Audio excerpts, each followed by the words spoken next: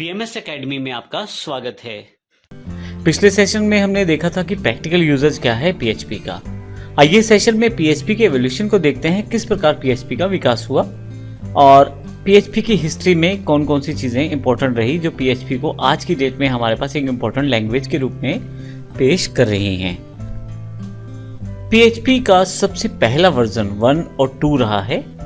हालांकि इसमें बिल्कुल बेसिक फीचर थे, इवन वो भी कंप्लीट नहीं थे, लेकिन PHP 1 और 2 दो इम्पोर्टेंट वर्जन इसलिए रहे क्योंकि उन्होंने आने वाले समय में नए वर्जन्स के लिए एक बेस प्रोवाइड किया। इसके साथ PHP 2 जो है उसमें एक इम्पोर्टेंट एड ऑन अवेलेबल हुआ जो कि 1997 में MySQL की सपोर्ट के रूप में हुआ।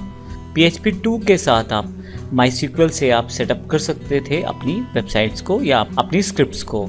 इसके अलावा PHP 3 और 4 इंपॉर्टेंट वर्जन्स रहे, उनमें काफ़ी सारी नई चीज़ें शामिल की गई। Zend इंजन एक इम्पॉर्टेंट इंजन था जो कि अभी भी PHP के साथ जुड़ा हुआ है, जिसका कार्य है PHP के कोड या स्क्रिप्ट्स को इंटरप्रेट करना है। तो Zend इंजन बिल्कुल शुरुआती दौर में था, लेकिन इसके साथ साथ काफ़ी सारे फीचर ऐड किए गए। जब PHP 3 और 4 का विकास हुआ, साथ में Zend इंजन में काफ़ी सारे फीचर्स भी ऐड हो गए। इसके साथ सुपर ग्लोबल्स, वेरिएबल्स और ऊप्स के कॉन्सेप्ट को भी PHP में 1998 में जोड़ा गया।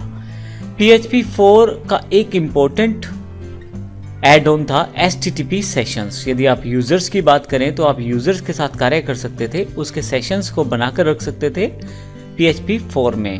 अब इसमें बहुत सारे वेब सर्वर्स की सपोर्ट को भी साथ में जोड़ दिया गया।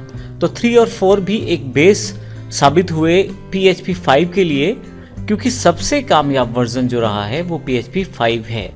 PHP में Z इंजन का सेकंड वर्जन प्रयोग किया जाता है, जिसमें आप काफ़ी सारे वेरिएबल्स को बाइंड कर सकते हैं और PHP जो है अपने बेसिक जो पहले वाले फीचर्स हैं उनको तो प्रयोग करता ही है। PHP 5 में 2004 के पश्चात नए फीचर्स को भी ऐड ऑन किया गया है। इसके अलावा मैं PHP 6 की जानकारी दे दूं, जिसे मार्केट में लॉन्च ही नहीं किया गया।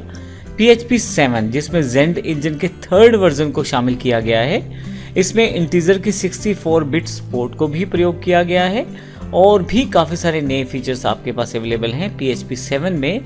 लेकिन अभी भी ज़्यादातर जो कार्य रहता है वो PHP 5 पर ही किया जाता है। हालांकि PHP 7 को आहिस्ता आहिस्ता डेवलपमेंट में शामिल करना शुरू कर दिया गया है। तो ये एक बेसिक हिस्ट्री है PHP की, किस प्रकार PHP का एवोल्यूशन हुआ, किस प्रकार उसका विकास हुआ। यहाँ तक जो हमने जानकारी ली है वो PHP के बेनिफिट्स, फीचर, प्रैक्टिकल यूजेज और हिस्ट्री के बारे में ली है। अगले सेशन से हम PHP के प्रैक्टिकल एस्पेक्ट को देखना शुरू करेंगे, एग्जैक्टली PHP काम कैसे करती है, और उसके पश्चात आने वाले सेशंस में हम PHP की कोडिंग की शुरुआत भी करने वाले हैं। धन्यवाद।